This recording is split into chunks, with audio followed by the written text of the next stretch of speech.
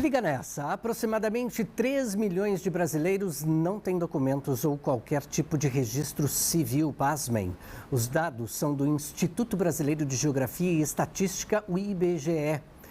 Sem registros, as pessoas são impossibilitadas de acessar serviços básicos como o Sistema Único de Saúde, o SUS, escolas e universidades. Eu não me imagino sem o documento.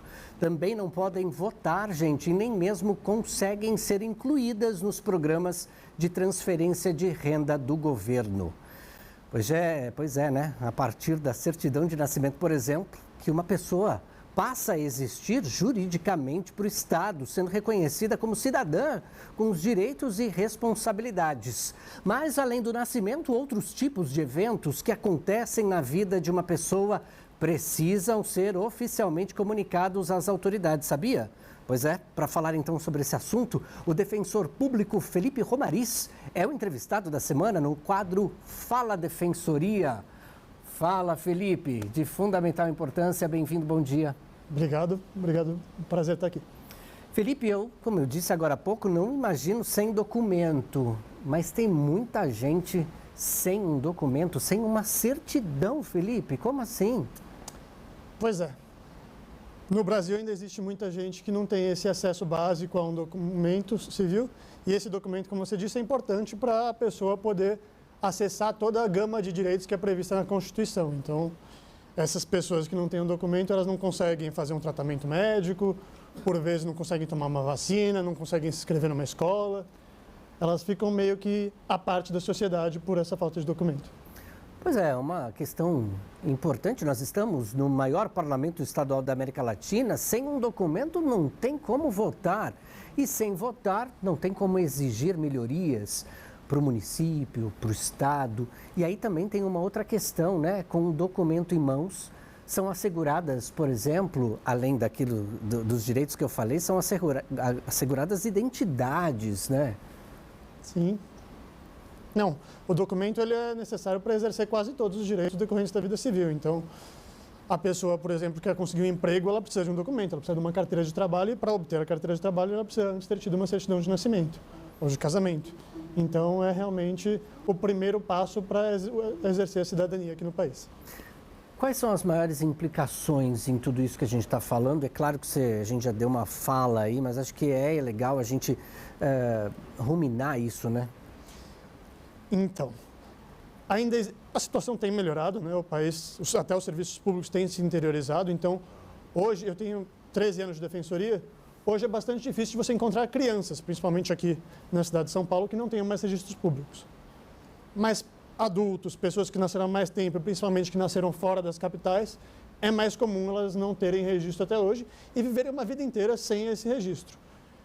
E aí, além de não terem acesso a esses direitos básicos, como votar, ser votado, acesso à saúde, educação, moradia, assistência social, por vezes há pessoas que acabam usando o documento de outra pessoa para conseguir exercer esses direitos. Isso gera uma série de outros problemas, inclusive criminais. Então, realmente é algo que precisa ser priorizado a obtenção desses documentos para essa população, principalmente a população de baixa renda. Agora, Felipe, pouco antes, então no bloco anterior, na passagem de bastão aqui de um entrevistado para o outro, o nosso entrevistado aqui, o José, falou que conhece, né? Tem relatos de muitas pessoas que saem, por exemplo, do norte e nordeste do país, vêm aqui para o sudeste, chegando aqui por determinada situação, deixam o documento, perdem o documento e na hora de registrar, por exemplo, o filho, a filha, tem que ter um registro, né, para registrar o filho e a filha e acabam não registrando. E aí tem essa situação. A pessoa perdeu o registro e aí ao registrar o filho não consegue, são mais cidadãos sem registros. Sim. Se a pessoa só perdeu o documento, aí ela pode procurar alguns órgãos, pode procurar inclusive a Defensoria Pública, pode procurar o Poupa Tempo aqui, para tentar obter essa certidão. Se ela existiu em algum momento, se o registro existe, nós conseguimos pesquisar e obter a certidão. Às vezes foi expedida uma certidão e não foi lavrado o registro. Isso acontecia no passado não muito recente no Brasil.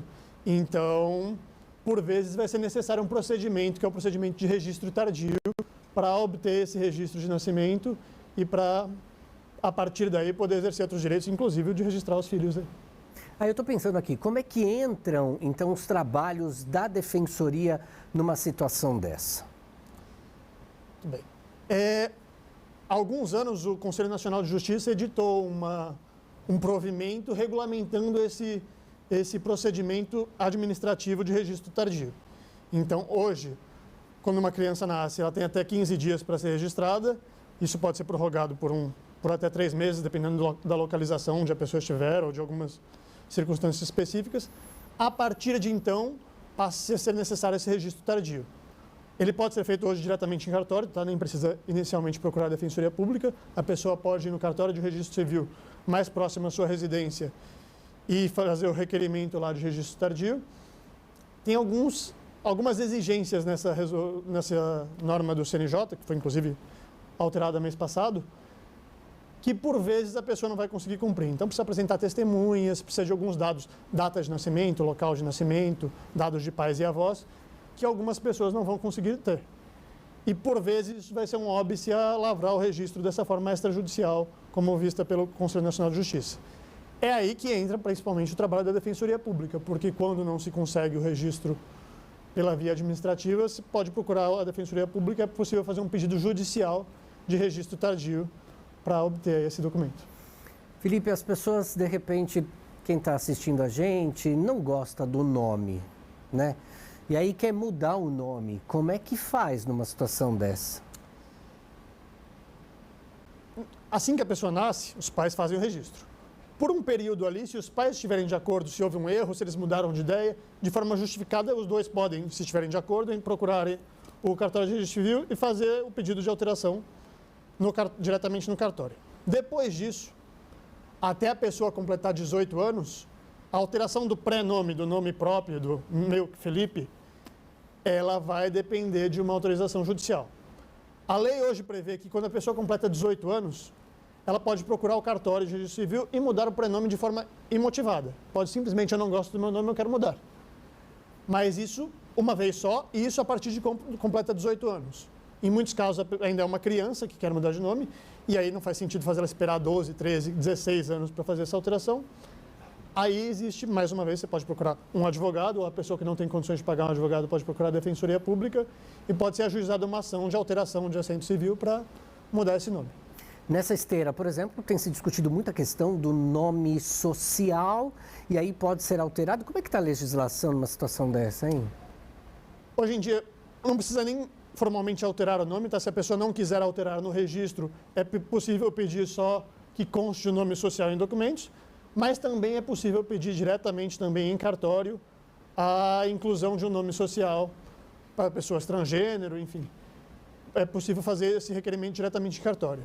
A questão que tem causado alguns problemas é que não existe previsão legal de gratuidade para essa alteração, para a inclusão desse nome social. Então, por vezes, os cartórios, eles fazem a alteração, mas vão cobrar um valor que a pessoa, às vezes, não tem condições de pagar. Mais uma vez, nessa situação, a pessoa pode procurar a Defensoria Pública, que nós podemos fazer um pedido judicial de alteração de assento, inclusive com mudança de nome, se for o caso com mudança de sexo no registro, pedindo gratuidade nessa alteração. Para a gente encerrar, como procurar então a Defensoria? A Defensoria, aqui em São Paulo, ela pode ser acessada ligando no telefone 0800 773 4340 ou acessando o site da Defensoria Pública, é www.defensoria.sp.def.br. Quando você acessa o site, ali no canto direito tem um robozinho, um chatbot, que conversando com ele ali é possível agendar atendimento, seja presencial, seja remoto, com a Defensoria Pública para fazer esse atendimento. Você que está aí do outro lado, acompanhou então o bate-papo com o defensor público Felipe Romariz. Muito obrigado pela sua presença. Obrigado a vocês.